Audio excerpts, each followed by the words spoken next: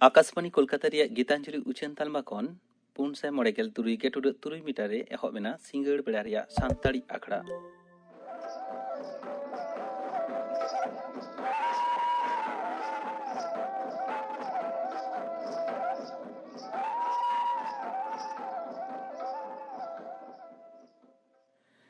सिंगड़ सानताड़ी आखड़ा एतहब रे आंजम ताबन पे सरस्वती किस्कु आर सावतेन कुआ पाता सेरेन सेरेन रेदो सरस्वती किस्कु आर रेनु हेम्ब्रम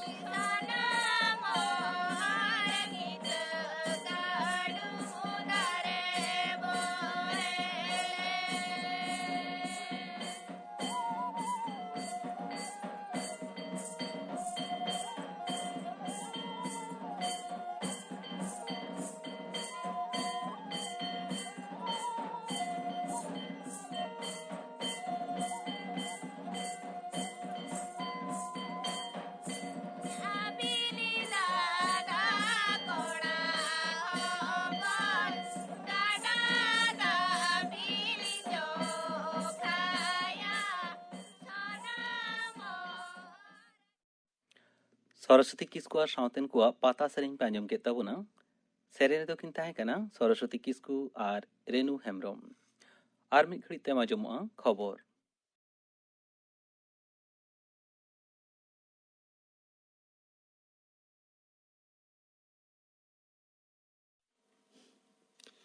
आकाशवाणी कोलकाता खबर पढ़ाओ दिन अवनीकांत मुर्मू मारांग मंत्री मानतन नरेंद्र मोदी कोरोना भाइरस लेते दिसम रे चेतावना बढ़ाव लगिते खबरिया तालमा को सरहाव काटकुआ बीजेपी संसदीय दुप्रुप तायम संसद विषय मंत्री प्रहलाद जोशी खबरिया को बढ़ाई काटकुआ मारांग मंत्री तो नवा हफ्ता मुचिरे सांसद को अपनार बचनाव तालमारे चलाव कते कोरोना आजार लेते चेतावना कमीहरा चलाव इदी मेताव कट कोआ उनी दो लेते खबरिया तालमा को गड़ो सपोर्ट हताव कते साधारण हड़ को बड़ाई चो को हुआ मेनते लई सदर कदा हड़मो साहार डिपार्टमेंट मंत्री डॉक्टर हर्षवर्धन संसदीय दल दुपुरुब रे बतरना कोविड-19 मोकाबिलाई पनत सरकार गड़ो सपोर्ट केंद्र हताव कान व्यवस्था लेते हय बड़ाई चो कट कोआ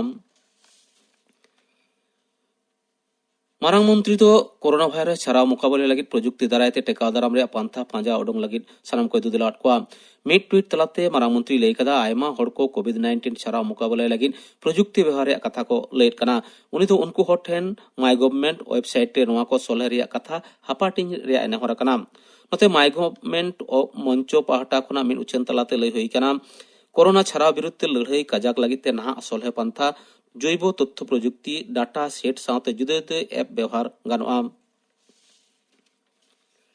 दिसम जकात कोरोना भाइरस आजार रे पड़ाते पे जना को गज कना महाराष्ट्र रे मुंबई रे मिट्टांग अस्पताल रे तुगे पुन सेरमा उमेरन बिन हड़े गज कना खबरिया गावता पिटिया लई कदाय नोआ मांग पारोमेन हफ्ता कर्नाटक रे कालबुग रे एयाइगेल तुरुई सेरमा उमेरन मिट पुरुधुल और दिल्ली रे तुगे एरे सेरमा रेन मिट बुढ़ी हड़ नोआ आजार रे पड़ाव कते गज कना नते दिसम जकात नोआ आजार रे मिटसाय बागे तुरुई जना को पड़ाव कना उनको मुद्रे बारगेल बार जना दो विदेशी गेलपे जना दो रान मुर्गन कते कड़ा कट कोआ महाराष्ट्र रे नोआ आजार रे जास्ती हड़ को पड़ाव कना पेगेल आरे जना उनको मुद्रे पे जना दो विदेशी केरला रे हों बार जना विदेशी हालो बागे पुन जना को पड़ाव कना उत्तर प्रदेश रे मिट विदेशी हालो गेल तुरुई जना नोआ आजार को पड़ाव कना उनकागे दिल्ली रे 9 जन कर्नाटक रे आरो 9 जना राजस्थान और लद्दाख रे 5 कते ओडिशा तमिलनाडु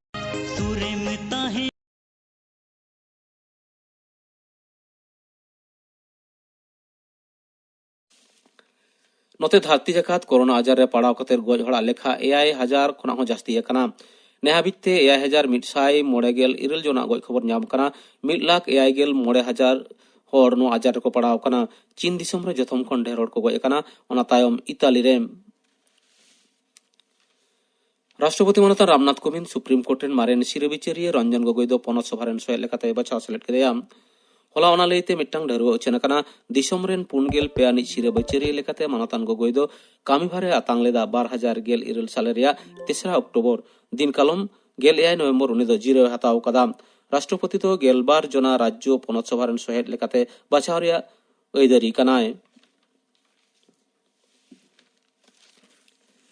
सुप्रीम कोर्ट दो निर्भया भरम नासाव साथे गज मामला रे दोषी कोटा बचाव कर मुकेशा मिट्टांग दाखिल लेकात नावा नेहरे खारिज गिडी कदा बिचारिये अरुण मिश्र आयुर्तना मिट्टांग बेंच होला मुकेशा ओना नेहर दो खारिज गिडी तुलु जलई कदा दोषी कान होड़ा आर जहान हर दो बानुआ ओना खातिर नोआ नेहर दो बांग हता नते ओना मामला रे दोषी को कोटा बचाव कान आर पे जना अक्षय सिंह पवन गुप्ता और विनय शर्मा दो जे जेगेट अदालत रे को नेहर कना आको दो बेआईनी भाबते नोंकान सासेट को एमाव कट कोआ ओना लालिसाते अदालता आंदे चेतान थुकम दोहय रे आरज कते हेगे जे जेगेट विचार कांधारे नेहर सकाम को दाखिल कदा लेतोरा लेखना उनको 5 जना गे दारायकान शुक्रवार भोर 9:30 बजे अक्ते फांसी हुई रिया कथा पनत विधानसभा रे तेज विरोधी ब्राह्मण और कांग्रेस कोरोना भाइरस लेते हड़मो साहार मंत्री लनई रे दाबी को वाकआउट केदा दुपुरुब रे पहिलो खेप एतहब रे बाम और कांग्रेस सहित को कोरोना मुकाबला रे पनत सरकार चेत लेखान पावड़ी हताव कदा ओना लेते गालमाराव साथे हड़मो साहार मंत्री लनई रे को दाबी केदा अध्यक्ष विमान बंदोपाध्याय ओना दाबी खारिज केत खान उनको दुपुरुब कांदा खन वाकआउट कते को ओडोंगना तबे मिद घड़ी तायम आरो को दुरुब रे को सेलेक्ट नाम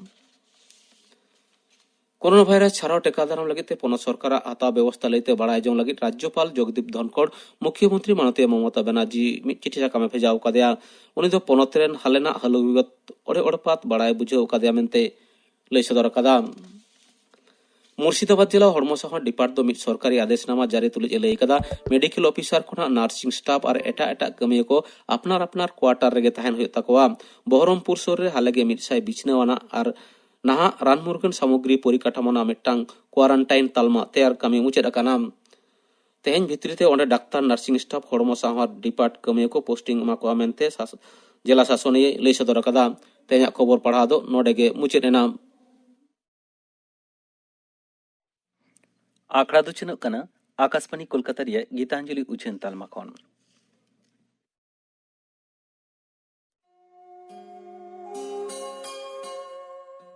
कोरोना भाइरस ᱧᱩᱛᱩᱢᱟᱱ ᱟᱡᱟᱨ ᱤᱫᱤ ᱠᱟᱛᱮ ᱫᱷᱟᱹᱨᱛᱤ ᱡᱟᱠᱟᱛ ᱨᱮ ᱦᱩᱞᱟᱹ ᱪᱟᱢᱠᱟ ᱥᱤᱨᱡᱟᱹᱣ ᱟᱠᱟᱱᱟ। ᱵᱷᱟᱨᱚᱛ ᱨᱮᱦᱚᱸ ᱱᱚᱣᱟ ᱨᱮᱱᱟᱜ ᱚᱨᱥᱚᱝ ᱯᱟᱲᱟᱣ ᱜᱚᱫ ᱟᱠᱟᱱᱟ ᱢᱮᱱᱛᱮ ᱵᱟᱰᱟᱭᱚᱜ ᱠᱟᱱᱟ। कोरोना भाइरस ᱧᱩᱛᱩᱢᱟᱱ ᱱᱚᱣᱟ ᱜᱚᱜᱚᱡ ᱟᱱ ᱟᱡᱟᱨ ᱨᱮᱭᱟᱜ ᱯᱳᱭᱞᱳ ᱪᱤᱱᱦᱟᱹ ᱫᱚ ᱱᱚᱝᱠᱟ। ᱢᱤᱫ ᱫᱚ ᱫᱚᱢᱮ ᱨᱩᱣᱟᱹ ᱦᱩᱭᱩᱜᱼᱟ। ᱫᱚᱥᱟᱨ ᱫᱚ ᱥᱟᱶᱛᱮ ᱛᱟᱦᱮᱱᱟ ᱠᱷᱩᱜ ᱢᱟᱸᱫᱟ। ᱛᱮᱥᱟर ᱫᱚ ᱦᱚᱴᱚᱜ ᱨᱮ ᱦᱟᱹᱥᱩ ᱟᱴᱠᱟᱨᱚᱜᱼᱟ। ᱯᱩᱱᱟᱜ ᱫᱚ ᱥᱟᱸᱦᱮᱫ ᱟᱱᱟᱴ ᱦᱩᱭᱩᱜᱼᱟ। ᱢᱚᱬᱮᱱᱟᱜ ᱫᱚ ᱢᱩ ᱠᱷᱚᱱ ᱞᱮᱛᱟᱲ ᱜᱮ ᱫᱟᱜ ᱡᱚᱨᱚᱜᱼᱟ। ᱛᱩᱨᱩᱭᱟᱱᱟᱜ ᱫᱚ ᱞᱚᱜᱚᱱ ᱞᱚᱜᱚᱱ ᱫᱚᱢᱮ ᱠᱷᱩᱜ ᱦᱩᱭᱩᱜᱼᱟ। ᱡᱟᱦᱟᱸᱭ ᱨᱮ ᱱᱚᱝᱠᱟᱱ ᱪᱤᱱᱦᱟᱹ ᱧᱮᱞ ᱞᱮᱱᱠᱷᱟन ᱞᱚᱜᱚᱱ ᱢᱟᱪᱷᱟ ᱰᱟᱠᱛᱟᱨᱟᱜ ᱯᱚᱨᱟᱢᱮᱥ ᱦᱟᱛᱟᱣ ᱞᱟᱹᱠ ᱠᱟᱱᱟ। ᱵᱟᱰᱟᱭᱚᱜ ᱠᱟᱱᱟ ᱱᱚᱣᱟ ᱵᱷᱟइरास ᱫᱚᱠᱚ ᱜᱮᱢᱮᱨᱟ ᱫᱚᱨᱭᱟ ᱦᱟᱹᱠᱩ, ᱵᱤᱧ, ᱯᱩᱥᱤ, ᱵᱟᱲᱫᱩᱲᱩᱡ, ᱩᱸᱴ ᱱᱩᱠᱩᱣᱟᱜ ᱦᱚᱲᱢᱚ ᱠᱷᱚᱱ ᱵᱷᱟइरास ᱫᱚ ᱪᱷᱩᱲᱤᱭᱟᱹᱜᱼᱟ। कोरोना भाइरास जटेद उचाड़ आजार कान खातिर आजारान मानमिया खो थो मादा खन छुड़ियाव दाड़ियागा। कोरोना भाइरास रे रान से टीका दो बांग ᱧᱟᱢ ᱟᱠᱟᱱᱟ इनते सतर तहन लग कना। इनते खो मादा रुआ हटो हासो रहड़ खो एमान चिन्ह ñेल लेनखान डाक्तारा परामर्श हाताव लग कना। खो और आछिम वक्ते मुंह और मोचा दो लुगड़ीते बांखान टिश्यू पेपर ते दापाल लग कना। आजारान मानमी जहां ñेलेया से सेवाया उनी दो सारा घड़ी मुंह मोचाय एसेट कताया। नोआ दो जटेद उचाड़ आजार खातिर आजारान मानमिया दमे सुर सुपुर रे बांग तहन के नपाया। ती दो साबुन दाग ते आरुब फारचा हुयुआ। बिन आरुब से बिन फारचा ती ते मेद मोचा मुंह लुतुर जटेद दो बांग गानोआ। लयन कथा को मानाव इदी लेखान कोरोना भाइरास छुड़ियो दो नासेना रे टेकाव दाराम गानोआ। जतखन मारांग कथा दो लयन चिन्ह को जहां रे ñेल लेनखान लगन लगन डाक्तारा परामर्श हाताव एकाल गे लाक्ति कना। नितो आंजम ताबन पे रामकृष्ण मुर्मू और सावतेन को सापड़ाव तेना लागड़े सेरेñ सेरेñ रे दो सनमणि किस्कू और सुखीमणि टुडू।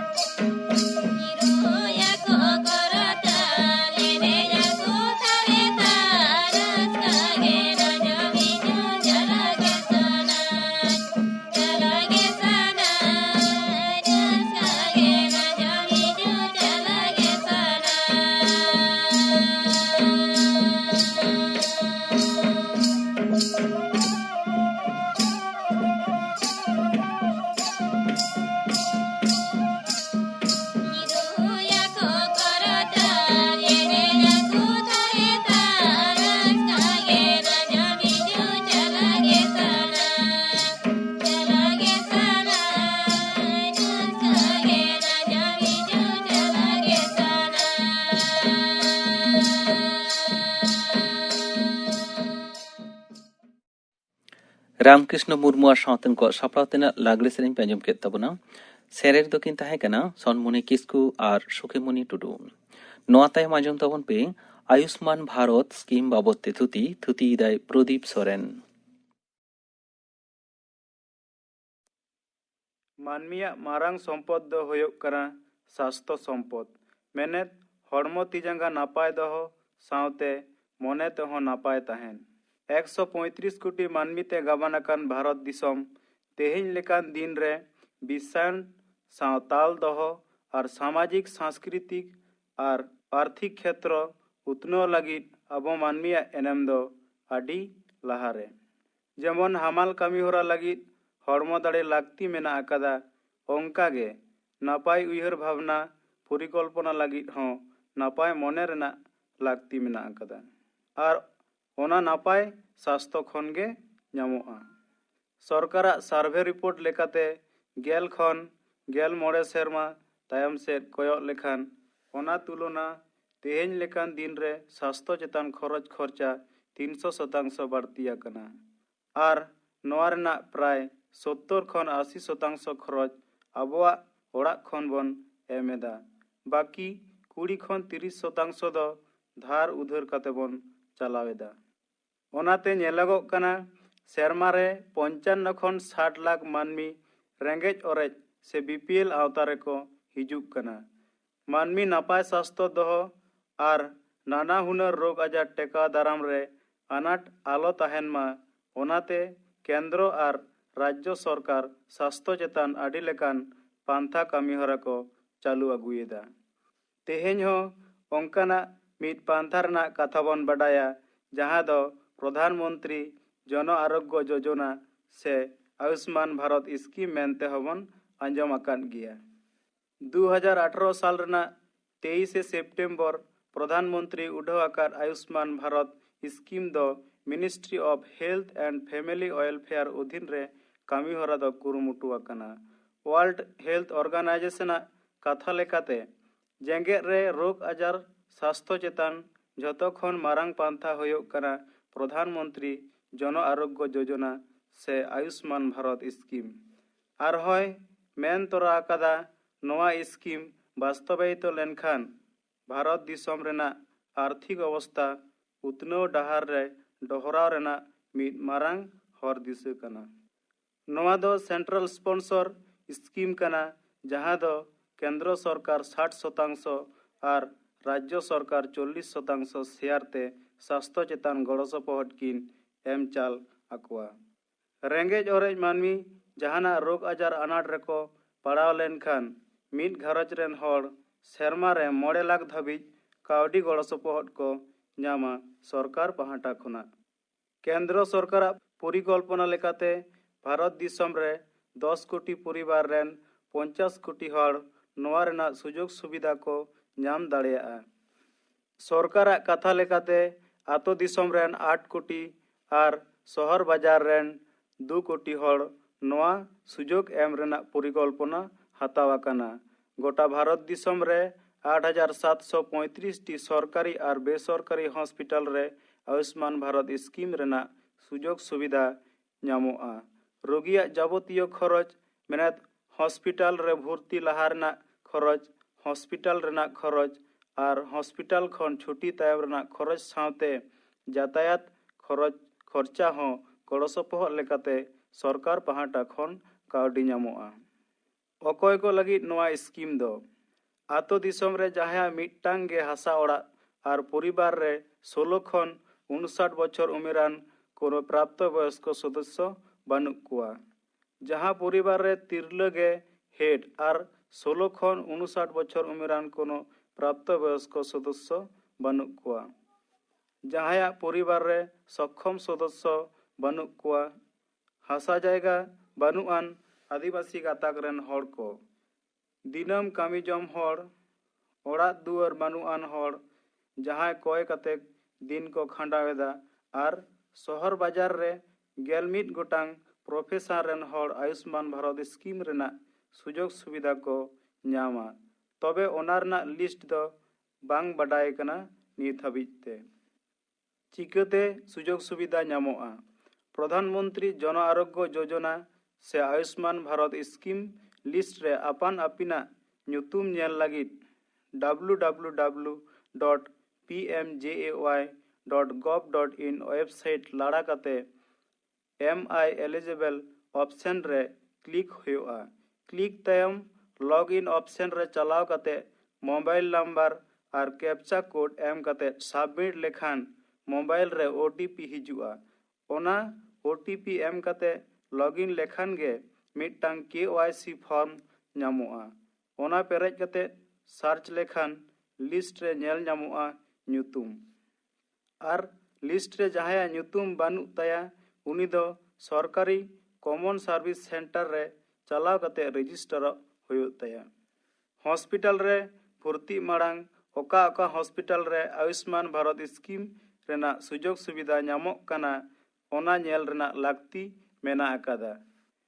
आयुष्मान भारत स्कीम अंडर रे हॉस्पिटल लिस्टᱧᱮᱞ ᱞᱟᱹᱜᱤᱫ www.pmjay.gov.in वेबसाइट लाड़ा काते मेनू बार रे हॉस्पिटल ऑप्शन लाड़ा काते पांजा लेखान गे आमा सोर सुपुर हॉस्पिटल साउते हॉस्पिटल रे ओका ओका रोग आजार रना चिकित्सा ᱧᱟᱢᱚᱜᱼᱟ ओना रना तलाशो बाडाय ᱧᱟᱢᱚᱜᱼᱟ। आयुष्मान भारत स्कीम रना सुजोग सुविधा ᱧᱟᱢ ᱞᱟᱹᱜᱤᱫ हॉस्पिटल अथॉरिटी ठेन आमा आयुष्मान भारत स्कीम कार्ड साउते जाबतियो लाक्तियाना कागज पत्र सबमिट हुयुआ। जानाम तोरा खन एतोहब काते आयमा लेकान उमेरान मानमी चिकित्सा अनाटते जीवी को नासावेदा दिनम दिन आर नोते तीना विज्ञान प्रगति लाहाक कना उनग गे नवा नवा रोग आजार सिरजक कना मानमी तालारे। तेहेन दिन रे ओना अनाट को टेका दाराम लगी आर मिट श्रेष्ठ भारत साउते स्वास्थ्य भारत तोरा रकाब लगी गे सरकारा नवा उद्गव कामी होरा दो। नितो आंजम ताबन पे दुलाली बाला सोरेन आर साउतेन को छेटियर दंग सेरेन सेरेन रेदो दुलाली बाला सोरेन आर Luski Soren.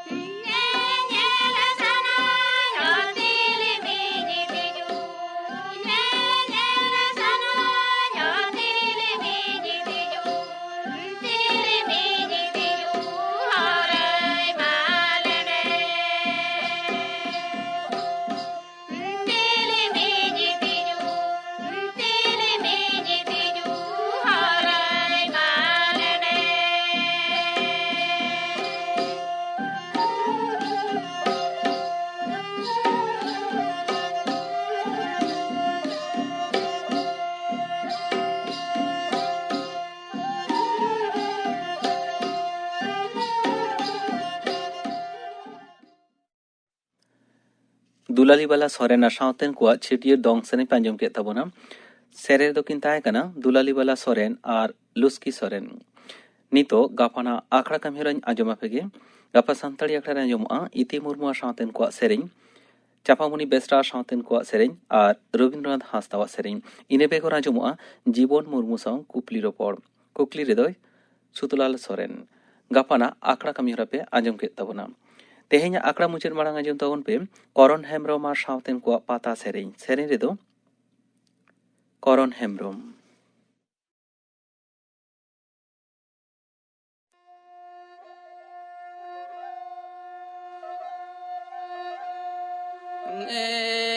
narana perere mese cholo narana tadha mese basuru dubare rele relanga dijo a ne narana rele relanga dijo a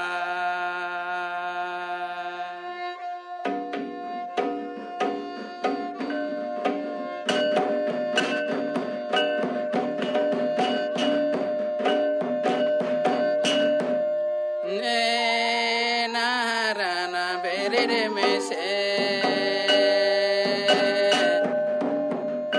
cholo narana tana mese basuru bare rele relanga dijo a narana rele relanga dijo a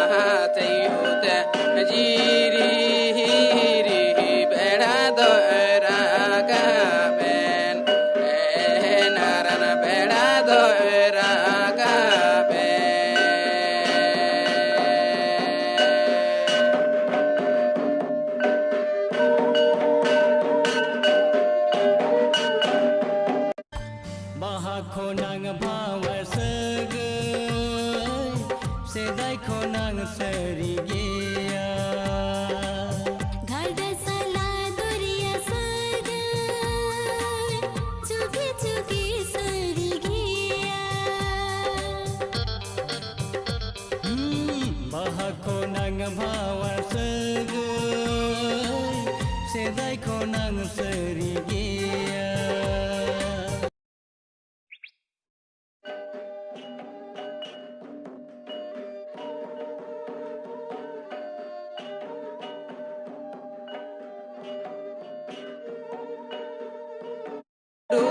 bare rele relanga dijo a narana rele relanga dijo a